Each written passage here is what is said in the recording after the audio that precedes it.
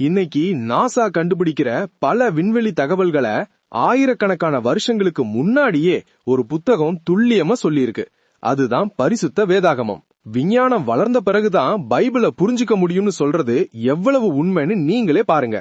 Skip பண்ணாம பாருங்க, ஏன்னா இது உங்க நம்பிக்கையே பலப்படுத்த போகுது. முதல்ல இந்த பூமி விண்வெளியில எப்படி நிக்குதுன்னு ஒரு நிமிஷம் யோசிங்க. பழங்காலத்துல பூமி ஒரு பெரிய ஆமை மேல இல்ல யானை மேல நிக்குதுன்னு நம்பினாங்க. ஆனா சுமார் 3500 வருஷங்களுக்கு முன்னாடி எழுதப்பட்ட யோபு 26:7 என்ன சொல்லுது? பூமியை அந்தரத்திலே தொங்க வைக்கிறாருன்னு பைபிள் அன்றே சொல்லிருச்சு. அந்தரம் அப்படின்னா எந்த ஆதாரமும் இல்லாம பூமி விண்வெளியில இருக்குன்னு அர்த்தம்.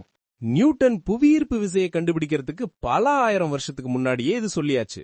இது ஒரு மனுஷன் எழுதுனதா இருக்க முடியுமா? இல்ல, இது தெய்வத்தோட வார்த்தை. அடுத்த முக்கியமான விஷயம் பூமியோட வடிவம். இது இன்னும் ஆச்சரியமானது. 15ஆம் நூற்றாண்டு வரைக்கும் கூட உலகம் என்ன நினைச்சதுன்னா பூமி தட்டையானதுன்னு தான். ஆனா சுமார் 2700 வருஷங்களுக்கு முன்னாடியே ஏசாயா தீர்க்கதரிசி இதை சொல்லிட்டார். ஏசாயா 40:22ல அவர் பூமியின் உருண்டையின் மேல் வீற்றிருக்கிறார்னு தெளிவா இருக்கு. இங்க உருண்டைங்கிற வார்த்தைக்கு கோளம் அல்லது ஸ்பியர்னு அர்த்தம். சேட்டலைட் வசதியே இல்லாத அந்த காலத்துல இந்த உண்மை எப்படி தெரிஞ்சது? மூணாவது தகவல், வானத்துல இருக்கிற நட்சத்திரங்கள். இத கேட்டா மிரண்டுடுவீங்க. கிபி 150ல தாளமிங்கிற அறிஞர் வெறும் 1022 நட்சத்திரங்கள் தான் இருக்குன்னு சொன்னார். ஆனா எரேமியா 33:22ல தேவன் என்ன சொல்லியிருக்காரு பாருங்க. வானத்து நட்சத்திரங்கள் எண்ணப்படாதது அப்படின்னா அதை எண்ணவே முடியாதுன்னு அர்த்தம். கடற்கரை மணல் அளக்கப்படாததுமா இருக்கிறது போல நட்சத்திரங்களை எண்ணவே முடியாது. சுமார் 4000 வருஷங்களுக்கு முன்னாடியே ஆபிரகாமுக்கு தேவன் இதை காட்டி உறுதிப்படுத்தினாரு.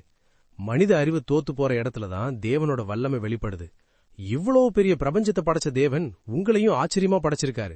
நட்சத்திரங்களை பேர் சொல்லி அழைக்கிற தேவன் உங்க கஷ்டத்தையும் பேர் சொல்லி அறிவார். இந்த வீடியோ உங்களுக்கு ஒரு பெரிய நம்பிக்கையை கொடுத்திருக்குன்னு நான் நம்புறேன். இந்த தகவல் மத்தவங்களுக்கும்